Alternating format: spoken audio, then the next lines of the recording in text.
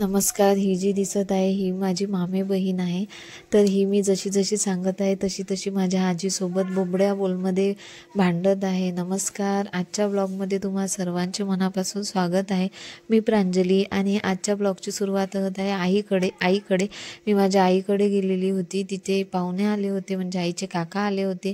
ते गेल्यानंतर आम्ही बाहेर बसलो. तर बाहेर हा डॉग म्हणजे परी आहे, ती परी आलेली होती. त्याच्यासोबत थोड्या वेळ खेळलो आणि सगळे माझ्या अवतीभोवती बसलेले होते. बाहेर बसल्यानंतर सगळे घरातून बाहेर आले आणि बाहेरच्या वातावरणाचा आनंद घेत आम्ही बराच वेळ बसलो.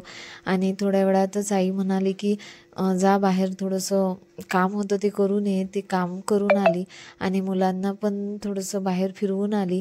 शाहूला मंदिरात वगैरे नेलं. आम्ही पण मंदिरात गेलो.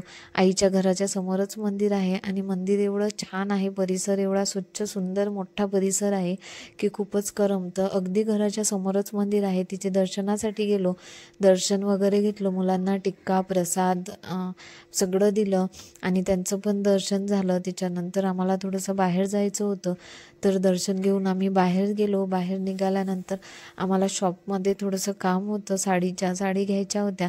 तर तिथे गेलो. साड्या म्हटलं की चॉईस काही पटकन होत नाही. एका तासासाठी गेलो आणि रातचे 10 वाजूनच घरी आलो. आणि ही सगळ्यात लहान तिचीच बहीण आहे, मामी बहीण. तिच्यासोबत मी खेळली आणि खूप भरपूर साड्या पाहिल्या, पण काही एकही पसंत आली नाही.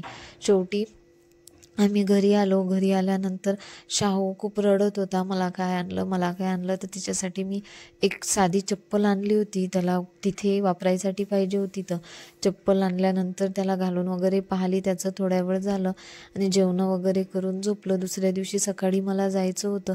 तर माझे बाबा गेल्यामुळं आई रोज रडते. मी गेली की तिला खूप त्रास होते आणि मलाही खूप कसं तरी होते. तर गहू निवडत बसली होती आणि आई एवढी रडत होती की मला म्हणजे कसं तरीच फील होत होतं, एकदम खराब. आणि 10-11 वाजता हे येणार होते, तर मला काही जायची इच्छाच होत नव्हती. मी झोपून होती सोफ्यावर. शाहू आंघोळ वगैरे करून थोडासा तयार झाला होता आणि इकडे स्वयंपाक पण रेडी होता.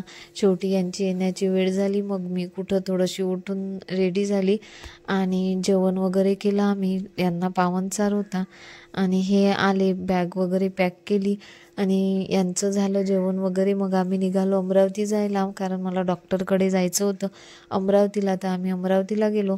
तिथे गेल्यानंतर ट्रॅफिक बरीच होती. पाऊस पण थोडाफार चालू होता. वातावरण खूप छान होतं, खूपच छान वातावरण होतं. त्या वातावरणात आम्ही अमरावतीला गेलो आणि तिथून दवाखाना लगेच झाला म्हणा थोड्या वेळात. तिथून दवाखाना झाल्यानंतर आम्ही घरी आलो. घरी आल्यानंतर